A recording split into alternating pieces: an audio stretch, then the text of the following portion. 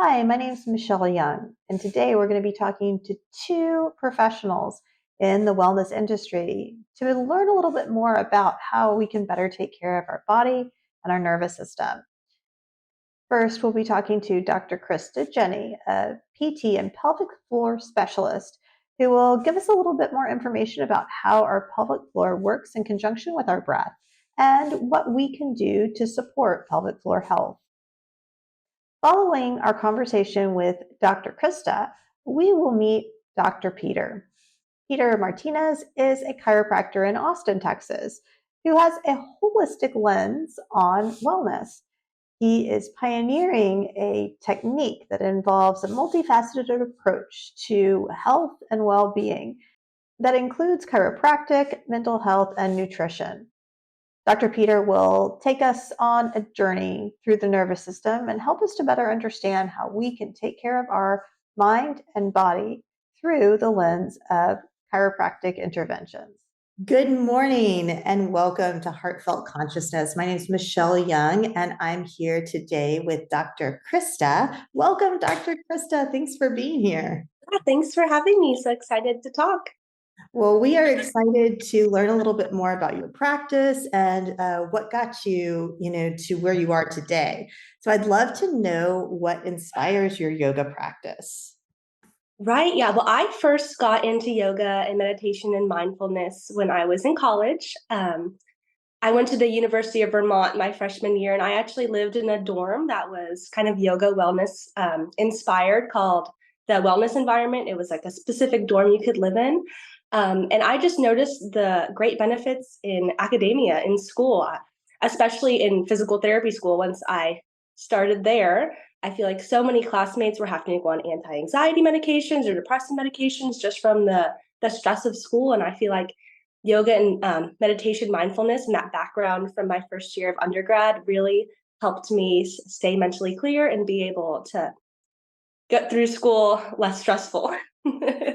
Absolutely. It definitely does help us to manage our stress for sure. How does yoga fit into your career? Tell us a little bit about your practice. Yeah, so I am a pelvic floor physical therapist here in Austin. So I see a lot of people with pelvic pain, pregnancy and postpartum changes, as well as urinary bowel and sexual dysfunction. So whether that be pain with sex, leaking your pants, having constipation, a lot of things that can happen between your ribcage and knees is what I specialize in. And yeah, the breath and having a mind-body connection is super important for maintaining pelvic health. A lot of people lack awareness of that area or have been chronic ab sucker inners or butt clenchers, and don't realize that like we should be able to inhale and relax. As we inhale, pelvic floor naturally relaxes, and as we exhale, it kind of naturally lifts. And a lot of people have trouble finding that body awareness and just being able to find connection to that area of the body. So that's super important in the work I do. And yeah, I always recommend forming a mindfulness yoga routine. Also, just with the nervous system and people being in sympathetic drive and being on the go all the time, sitting down, being able to breathe, find your body is super important for regulating the nervous system as well. Yeah, absolutely. I could not agree more. We just finished our advanced somatic practices course, which is a sequel to our somatic healing course. And somatics and body awareness is so important for integration. I couldn't agree more. Fascinating about the breath and the diaphragm, the inhalation and the exhalation. I'm definitely going to play with that a little bit myself in my own. Yeah. How does your career and the integration of yoga and mindfulness fuel your heartfelt desire? What is really your purpose here? Yeah, well, I just feel like, that deep connection between the mind and body and having that self-awareness, that mindfulness, being able to find more of your inner peace and balance to help with stress reduction. When people are stressed, they're much more likely to be tense and tight. A lot of people I see have a lot of pelvic floor tension. So our pelvic floor should be able to contract, relax, and bulge. And a lot of people get stuck engaged and aren't able to find that balance and mindfulness and awareness of being able to drop on command that can lead to so many symptoms of pelvic pain, also other conditions as well that you might think you need strengthening, but we can't really fully strengthen if you don't have the adequate range of motion to build that strength as well. Also, just being able to better regulate your emotions and stay calm and have a clear mental state, and increasing your energy to be able to do the activities you enjoy. So all that's super important in leading life with great quality. So yeah. Absolutely. I'm really fascinated about the pelvic floor and what you're talking about, this dynamic range of motion, where the pelvic floor can contract, relax, and bulge is what I heard you say. So there's three different components to that. One of the things that we talk a lot about in yoga is bandhas. And, bandhas sort of are paralleled or mirrored in, some of the exercises physicians will give, especially women, for incontinence and things like that. What is your take on like that active holding, like that? Some people call it a Kegel, some people would call it bandha. Mula bandha is not actually a Kegel, but people do sometimes compare the two. And I'm just curious, in my practice and me personally, I feel like I'm constantly holding. I feel like I would be holding Mula bandha whether I want to or not, Yeah. and trying to overemphasizes a little bit. So I'd love to know your perspective on that. Yeah, so I'd say the majority of people I see have tension in their pelvic floor muscles. So until we're able to get that tension resolved, I hold back from doing any kind of conscious Kegels or pelvic floor contractions on your own at home. I always assess the strengths so that we can know what your strength is. And a lot of people, when I have them do a Kegel, they get stuck engaged and they're not able to relax. And we have to kind of do trigger point release to the muscles to get them to come back down. Some people postpartum say they have no tension in their pelvic floor muscles and all they have is incontinence or prolapse symptoms. So in that scenario, I think doing isolated pelvic floor contractions is totally fine. And even in people that maybe you can have stress incontinence, which is leaking with coughing, laughing, sneezing, pushing, whatever increases your abdominal pressure. So you can have incontinence in those situations with tight muscles too. So tight muscles can still be weak. Like I said, if you're always half engaged, that's such a small range of motion to get a strong contraction to stop a heavy sneeze or cough to prevent leaking. So if we can get those muscles down and relaxed first, and then, so sometimes people, if they have tension, that their leakage or prolapse symptoms might feel worse in the beginning when we're trying to gain that full range. And then once we gain that full range, then we can start to work on the strengthening component. Did that answer your question? Absolutely. I mean, definitely through your lens, I think, but absolutely did answer my question. What I heard you say is that most of your clients do have a little bit of tension retained within the muscles, which prevents them from having that full range of motion or being able to access, extremes on either side. So yeah, that's really fascinating. I talk a lot about that. Not as it relates to the pelvic floor so much, but as it relates to postural conditioning in the body based on just like emotional and intellectual holding. So definitely something that we talk a lot about in somatics, because that it's that little bit of tension that is always in the muscles that's underlying and really a result of the nervous system's holding in whatever pattern they're in, that prevents them from accessing full range of motion and from, really realigning their body to optimize their energy. So yeah, I think this is all fascinating. And yeah, the pelvic floor muscles should work subconsciously. We shouldn't have to think about them engaging, relaxing when we're doing everyday tasks. Sometimes when you go through childbirth or pregnancy or have some other sort of trauma, you can kind of lose that subconscious engagement, and we have to kind of train that. So that's called the knack reflex, which is basically just doing a conscious Kegel before you cough, laugh, sneeze, before you lift something heavy, just to retrain that connection. But yeah, ideally the muscles should just work on their own, and we should kind of not even sense their presence, and they should just work optimally. So that's awesome. Now, I hear that for sure. Are you currently working on any special projects, any books or workshops or courses? I do teach typically monthly free workshops called Elevate Your Pelvic Health, Pregnancy, Postpartum, and Beyond. I do plan to collaborate with your South Lamar studio to host a workshop. I think we're going to make it a little bit more than just my workshop and kind of collaborate to include more than just pelvic health. So I'm excited, yeah, to get that scheduled, and we're going to collaborate on that. That's going to be fun. I know it's definitely a field, especially for women, that that people are talking about right now and have been for the last 5-10 years or so. It's one of the areas that people will ask most frequently in training, that, obviously we don't have that expertise. I worked more with, like movement that is like more gross movement, motor movement. And so, there's really like delicate and intricate connections, within the pelvic floor, and they're so layered and nuanced even, I find, especially when we're trying to teach like the bandhas, for example. It isn't such a dramatic contraction. It's much more of a subtle lift. So yeah, it's really interesting. I think it's fascinating work for sure. Yeah.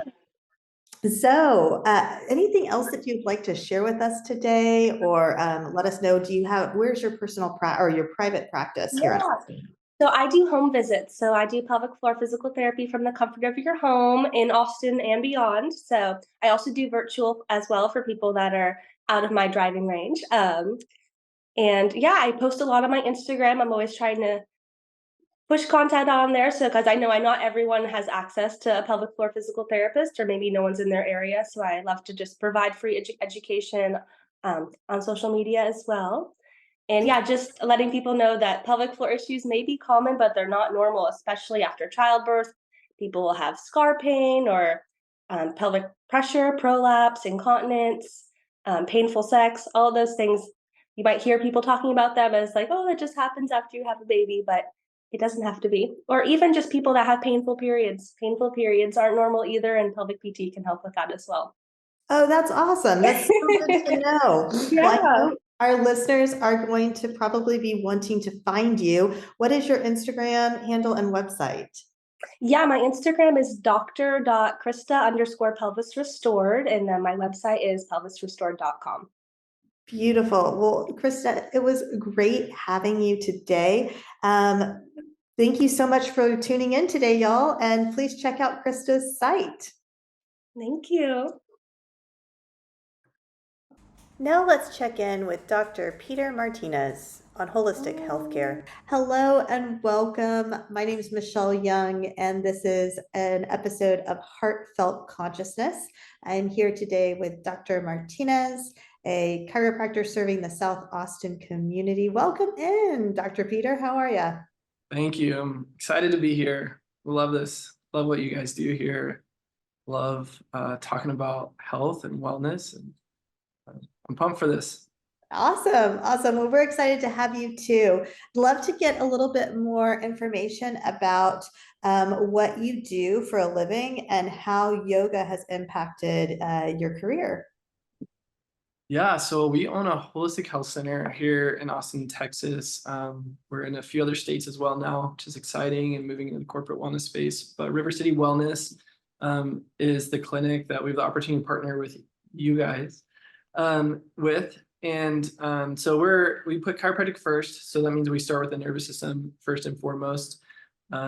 We know that it is very difficult to eat, sleep, go to the bathroom, focus. If you're running from a lion or running from a bear, or if there's a disconnect in your brain's ability to communicate to the rest of the body. So we start with there, but then we dive into what we call our 5 essentials. So we have nutrition, mindset, minimizing toxins, oxygen, exercise. And so combined with chiropractic, that's the healthcare model that we deliver for our patients. And so yoga has an incredible influence on many of those essentials. My wife is not practicing teaching now, but has taught in the past when I was in chiropractic school and I was training and working on my doctorate. And that was when I first started doing yoga, so maybe 10 years now. My practice, I would say I'm growing, I'm learning. I need to do it more. I don't do it regularly currently. And I miss it because when I was regularly taking classes and regularly working on that, I saw my own flexibility, my own health, my own mindset really improve. And so I'm looking forward to getting into some of your classes next door now, here in South Austin, as my wife's not teaching anymore. And it's interesting, when we first started our clinic, it was before we had 3 kids and life kind of got away from us a little bit in some ways, to be honest. But my wife was teaching here in our office just as because we felt it was so valuable for our patients. We had patients that were in the Medicare age that needed more range of motions. We had millennials and younger that were just stuck in fight or flight. So that's the other component where yoga has been a huge help. So we have flexibility, we have back pain, we have neck pain, we have just range of motion. But one of the key things that we test for all of our patients when they first come in our office, and one of the metrics we use to evaluate their health, is heart rate variability. And so we know a yoga practice, that flow, that ties into our mindset essential, but it also really dramatically affects the nervous system and dramatically affects the vagus nerve. And my opinion is yoga and chiropractic go very well hand in hand and can really benefit a patient or a human in several different ways, very holistically. Well, I wonder how you have been inspired by mindfulness practices in your wellness journey. Tell me a little bit more about what inspired you to become a chiropractor in the first place. That's a great question. I started at 16, actually working. I was a surfer. I lived on the beach. I worked on the Outer Banks of North Carolina, and I started working in ocean rescue and a fire department. And then that started an emergency medicine career that just continued to go, really starting at the age of 16. And that continued to go. I eventually, I did my undergrad, but I continued to work as a critical care paramedic. I worked in rescue teams, and I just saw the emergency medical system very clearly. I got to know it very well. I did well in that career, but I began to feel my own body just chronically being stuck in fight or flight. Even when I was not working, that I would still feel the effects of that. Cortisol, I was very inflamed, even though I was the same weight and same body size as I am now. I was just inflamed from the stress. And then I also saw really what I refer to as our sick care system at its finest. And so my opinion is that this is a great country to receive critical care from if you get hit by a car or if you're in a crisis.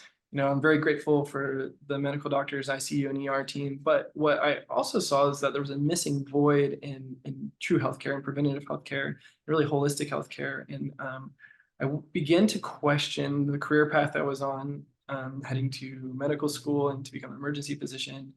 And I began to look for other paths and other ways to be able to provide care for people that I felt was congruent with what I believed and what I was discovering. And I knew there had to be another option to get people healthy and maybe break them out of the cycle that I saw in the emergency medical world. And what I mean by that is, the car accidents or the heart attacks aside, there were many patients that would be suffering from a chronic disease that would get to a point where it would become an emergency. And then I would pick them up, I would take them to the emergency room, we'd stabilize them, help them. And then 3 months later, a month later, we would get a call to the same house and it would be the same person, just with the only difference is they would have another medication. No one was coaching them, no one was supporting them, no one was helping them move their body, no one was coaching them in nutrition, no one was helping them find the root cause of why their body wasn't healing. And so that was kind of one of the key things for me that said, hey, there's got to be something different. There has to be another way here. And so at the time, my wife was struggling with digestive issues, with hormone issues, with sleep problems. I was living in fight or flight, and none of my peers who were in the kind of allopathic model really had answers for any of us. And I was also seeing firsthand some things that were frustrating me with that model. So I met a chiropractor one day at an acquaintance of my sister, and he invited me to come see what he was doing, and I was really not interested. But I began to think about it more and more, and I just continued to reevaluate my own health and my wife's health and our family. And I finally agreed to when I walked into his office, my mind was totally open or my mind was blown really, because what I saw community. First of all, I saw people working together. I saw high fives. I saw smiles. I saw high energy in the office. And then I began to talk with patients away from the doctor, and I was hearing of people that were committed to lifestyle change. They were committed to change their mindset on their health. They were committed to change their behavior. They were really equipped on really what the true definition of health actually is. They were really equipped, and because of that, they were coming off of medications, and because of that, they were reversing diagnoses that they thought they would have for the rest of their life. And to me, it was just immediate. I knew, hey, I want to do this. I can do this. And so that started my journey. And then I had to, of course, get accepted to school and apply to school. And but that was the kind of genesis story, abbreviated, I guess. That's really cool. I mean, you hear it all the time, people talking about, our healthcare system and, strengths versus weaknesses. But I think the holistic healthcare model is, really what we believe in on, obviously, as, yoga teachers, yoga therapists, et cetera. But, definitely bringing in nutrition, bringing in lifestyle choices or changes, and the various forms of movement, I think, are so important for people to really maintain wellness in their life. So I think that's awesome. Yeah. So how long have you been doing this? So school is about 4 years after your doctorate. So I feel like that was a full commitment and really where my life started changing. But we've been in practice here in South Austin for 6 years now. Awesome. And, so going on maybe 10 total, but 6 years clinically seeing patients. And it's been incredible. We've been able to open 3 locations, and then we're getting to the real exciting thing is we moved to Austin because we know, and UT kind of coined that what happens in Austin changes the world. And so we saw a lot of energy coming to Austin. We saw a lot of people coming to Austin, and our hope was that we could begin to have influence on the healthcare system in a greater way. And so we established ourselves as a family practice and have been practicing that way, and we'll continue to hopefully for years. But we're also now being able to influence a little bit of the corporate health space and really how companies think about their health and what they can offer their employees, and really try to create a better quality of life for their employees while they're in the workplace. And yoga is a big part of that. I know a lot of companies are adapting yoga into their corporate wellness programs. So I'm really excited to begin to change cultures, whether that's neighborhoods, that's families, that's companies or cities. I feel like when you have your health, you can do what you love to do. You can do what you're called to do. You can do you can express creativity. You can just live to your full potential. When you lose your health, it's very much the opposite, right?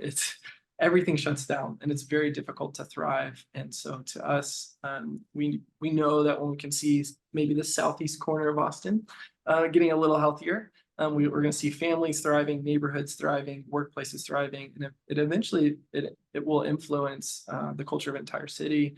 And when Austin leads the way with something, the rest of the world is definitely looking. So we're on a pretty big mission here. And so I love partnering with companies like yours, businesses, practices like yours that are also on a mission, that are really very intentional in changing the lives of people in their community. So Absolutely. I'd love to know a little bit more about your corporate wellness programs. What types of services are you offering your corporate clients? Yeah, so we are just stepping into this space we have a large client. It's pretty well known in the city, and we're establishing a clinic just like our local public clinic in their space. So it's a 2,000 square foot facility. So everything I described, from chiropractic, nutrition, mindset, toxicity testing and processing and exercise, we're providing that holistic model for them. So what that looks like is that we're functioning in like a non-prescriptive kind of primary care role for them, in that we're doing initial testing to see what the needs are of the company and of the workers, the employees. And then we're helping establish programs like yoga, like fitness, like nutrition, like chiropractic, massage, whatever it might mean to get those employees healthy. So it's a very holistic model. And I think really the sky's the limit. I think we're willing to bring in the necessary teams that provide the best level of care to get that company healthy. But for us, you may be familiar with heart rate variability and so in the yoga space. But for those of you that aren't familiar, whether you wear an Apple Watch, if you do that, or have a Whoop watch or an Oura ring, in the healthcare space, it's becoming what I would say is like the holy grail of health. We're learning how much heart rate variability actually influences your health and how effective it is as a key measure for that. And I even met some people recently who are using heart rate variability to correlate with A1C levels and so blood sugar levels, and it's amazing. There's thousands and thousands of connections that you can make through that. And why it's significant to us is that when we can assess someone's heart rate variability, what we're doing is we're measuring their adaptability to stress. So not whether they're currently stressed, but how well their body adapts in response to stress. And that ties so well with yoga, because yoga is an incredible tool to help the body and the mind really. Well, you're probably better to explain it, but my understanding is that like you're able to use that as a tool to recenter and to, despite the environment that you're living before that practice, reconnect with your body and reconnect with peace and healing. And so the heart rate variability is really a measure of how well somebody adapts to health. And that's really the definition of health. And it's maybe a good takeaway or write or downer if someone's listening now, is that health is not the absence of disease, but how well the body adapts and heals, or how fast it can return to homeostasis, really. And so, and the definition continues to evolve, spiritually, emotionally, physically. It's a very holistic definition of what health is.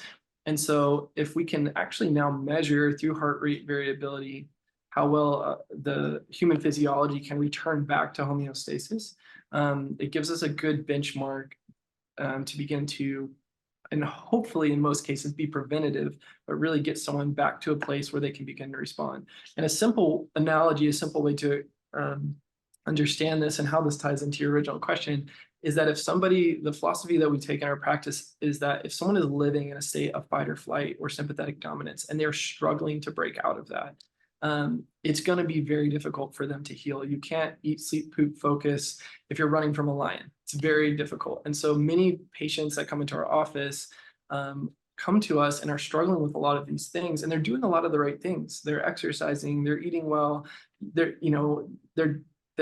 Typically, if you live in Austin, you're on you're a step ahead of the general population on average. And there's a lot of good things, but some people neurologically and structurally have been in that fight or flight state for so long, they're just stuck. So it's like stress being stuck on. And so what we do is we look to determine the source of that, whether it's a chemical stress, an emotional stress, or physical stress. And we say, okay, what is the root cause of that stress? Can we define that stress? And sometimes that goes as far back as the birth process. But what could that stress be? And if we can determine that stress and we can help them break them out of that, we'll watch that HRV actually rise, and we'll watch them begin to, I say it funny or casually, but eat, sleep, poop, and focus, right? It's like their body gets back into a state of healing. It gets back into a state of homeostasis, and it just radically starts to heal. So it was a long tangent, but important one, because it's really a principle that we take with health. So when you're looking, whether you're looking at corporate wellness or your family's health or your own individual health, our belief is that if you're frustrated or you feel like you're stuck or you're plateauing with your health, it's maybe not because you're not working hard enough. Maybe it's not because you're not doing enough workouts. Or maybe you don't need to change this or get on the next fad thing. Maybe the neurological component or the neurological physiology of your body is just kind of stuck. And if we can help you break out of that, a lot of the good things you're doing, whether it's maybe you're already practicing yoga, maybe you're eating well, maybe you're exercising, all begin to work really beautifully and really wonderfully. Hormones come under control. Bowel movements come under control, sleep starts to happen, psychological breakthrough with anxiety and depression starts to happen. And it's not things that we specifically would claim to treat. We just help support the body get back to health. And what's cool about that is I think chiropractic is a key component to that. But once we physically are shifting the structure of the spine, having programs like that you offer, having a yoga practice, having an instructor, having a coach in every single one of those essentials, we call them essentials because we believe they're not options. So if you're not moving your body, if you're not exercising, if you're not taking time to meditate and pray and move your body and connect with your body, it's like a wheel that is missing a spoke, right? Or it's like a wheel with a bend in it. And so a secondary good action step may be, you may have heard of the wheel of life, right?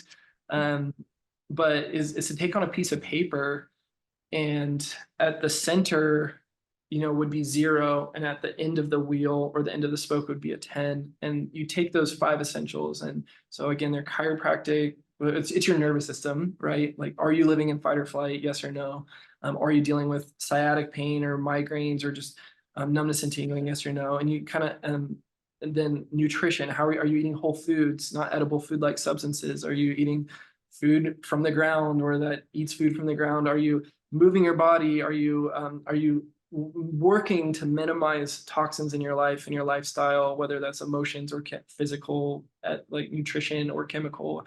Are you moving your body? Are you getting oxygen in your lung? And so rate yourself 0 to 10. And very quickly, you can find that you may be doing really well in 1 or 2 of those areas. But if you find 1, 2, or 3 areas that you're not balanced in, you're probably struggling with your health in some capacity. And I think that's just an incredible takeaway, an incredible tool to be truly holistic. A lot of us say we want to be holistic, but we don't really know what that means. It kind of means like, well, maybe I eat more organic, or I have a yoga practice.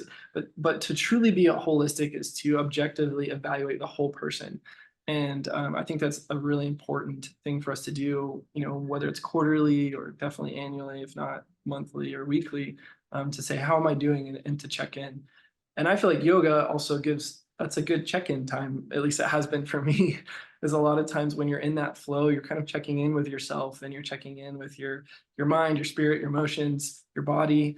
And having that regular practice definitely has, for me in the past, provided a lot of accountability for that. Yeah, absolutely. I'm fascinated by heart rate variability, and like some of the factors that influence it, and then how it is used as a scale or a measure of health. You mentioned chemical factors. What type of chemical factors influence heart rate variability? Anything that the body doesn't recognize, really. And so this could be heavy metals. This could be artificial chemicals in food. It's basically anything that would cause a stress response. And everybody has, when it comes to chemical toxicity, we're exposed to them all day, every day, and it's impossible to avoid. And so the goal is not to live in a bubble and never be exposed to these things. It's to minimize what you can control so that your body can do its job in filtering out the things that you might not have control over. So specifically, we can get really nitty gritty if you want into some of these things, but there's chemicals in the groundwater here. One is MTBE, which I'm not a chemist, but this is a chemical that used to be in the gasoline that is now banned in gasoline, that can cause a lot of cancer, that I detect when we do a lot of testing for people in Austin specifically. So water is a good source of filtering chemicals. We find people's high antibiotic levels from our water in people's bloodstreams. I think pesticides that are in a lot of our food are chemicals. We know that in about 30 days, though, your body can filter that out. But it's that burden of just overloading it that will catch up. Red dyes and artificial dyes are a big one. A lot of those can be really neurotoxic and really heighten the nervous system. If you have children, you see that very quickly. If you do an experiment whether you maybe take a month to be very intentional in reading the back of your ingredients and remove that, you'll watch I'm a father of 3, but you'll watch, so speak from experience, you'll watch your child's physiology dramatically change. a lot of that is one of the most harmful things about a lot of candies and processed foods. It's not just the glucose load, it's the other chemicals that they're using in to preserve or color that. There's a lot of products in our plastics. So I really encourage people to be careful about microwaving plastics or heating plastics, really, just because they leach into it. There's a lot of new evidence that I feel like it's been around, but it's becoming popular about microplastics from our water bottles leaking into our water. So there's a lot. A resource I love to help people is the EWGs, or Environmental Working Group.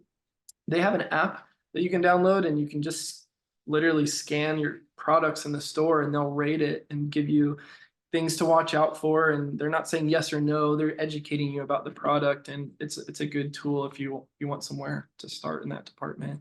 But water is a big deal. I think if you started really being intentional about your water, started being really intentional about filtering water at home, even your bath water, I think you could really minimize a lot of the chemical load. And then I think trying to eat as much true whole foods as possible, that would also reduce a lot of the chemical burden at a very low cost. That's great. That is really great information.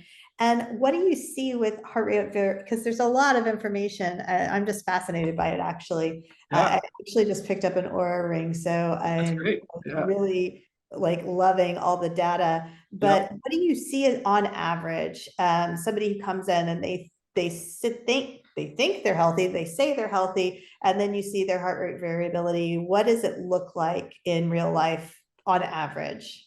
So this is a challenging topic because every device, there's device reliability issues. And so so it's not great to compare like what we're using to test, which I'll tell you is much more expensive than an Oura ring, to test heart rate variability, to the Oura ring. The Oura ring is very valuable, but the way I like to use those tools like the Oura ring is to use it to follow trends.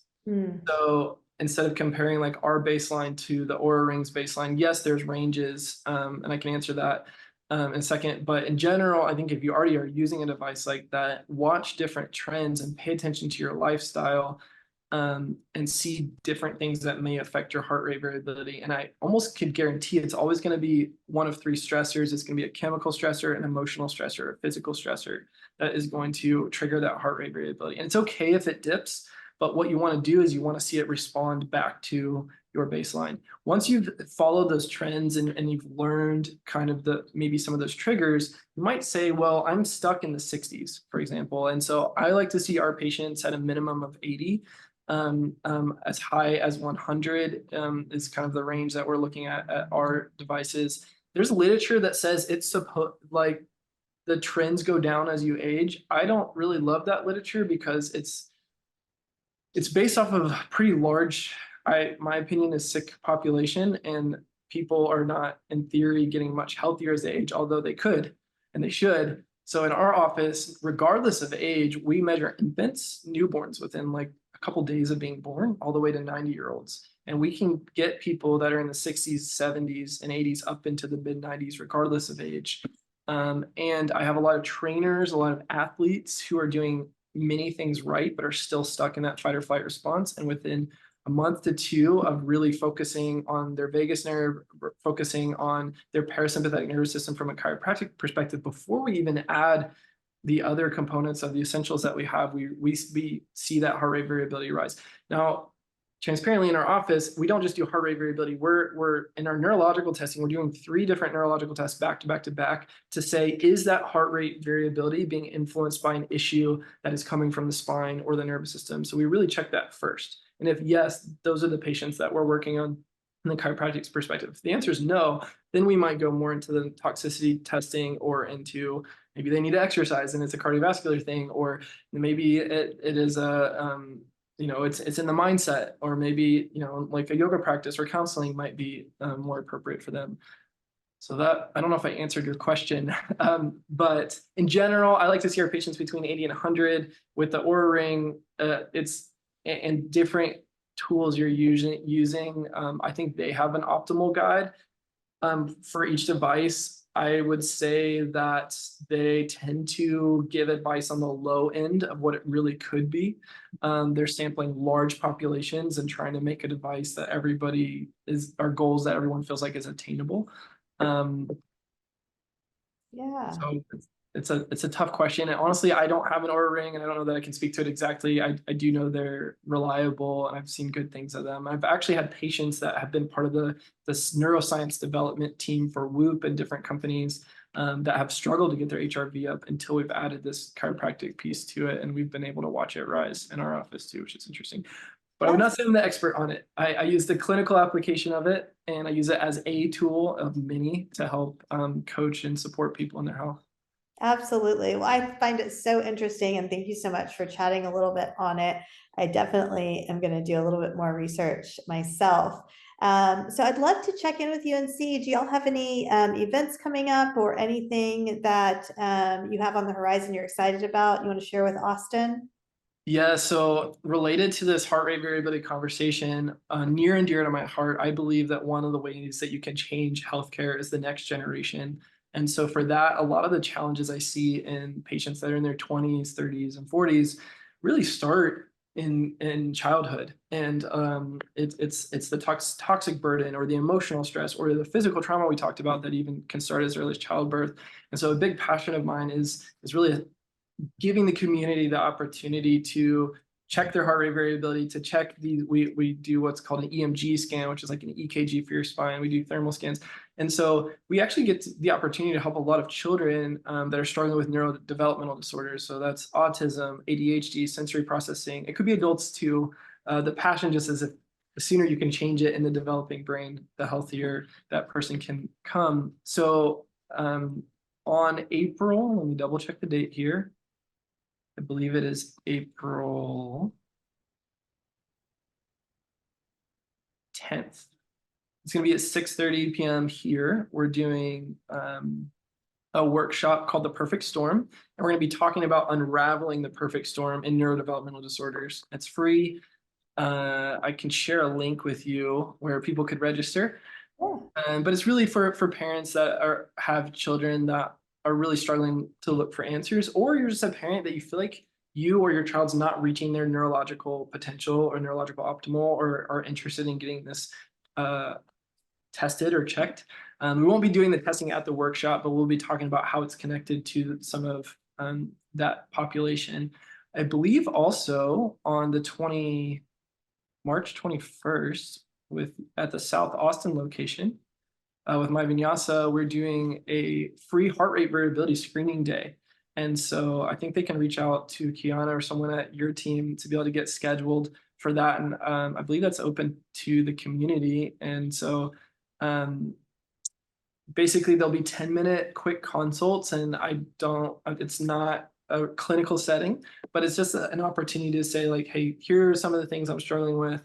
We'll check your HRV and give you a better idea if it's worth talking to us more, or you can get more information to see if you'd like to learn more about what we do in our practice to help that. That's awesome. Well, thank you so much for sharing that with us, Dr. Peeter. It was wonderful having you on today. Thank you for making time. And I'm excited. I'm excited to dive into a little bit more research on all of the things that we talked about today. Awesome. All Thanks right. for having me. Absolutely. Well, thank you so much, and have a great rest of your day.